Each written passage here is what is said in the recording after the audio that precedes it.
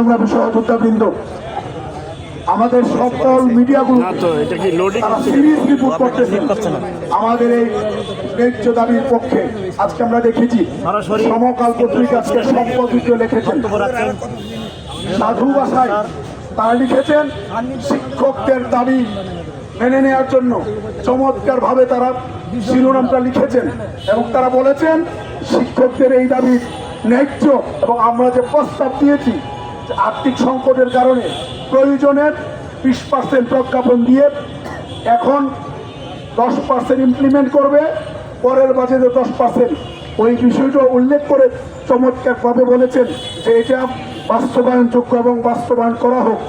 আমরা সকল মিডিয়ার প্রতি যারা আমাদের প্রথম দিন থেকে আজকে পর্যন্ত আমাদের পাশে দাঁড়িয়েছেন, এমপিওভুক্ত শিক্ষা জাতীয়করণ প্রত্যাশী জোটের পক্ষ থেকে আমরা আপনাদেরকে কৃতজ্ঞতা জানাচ্ছি।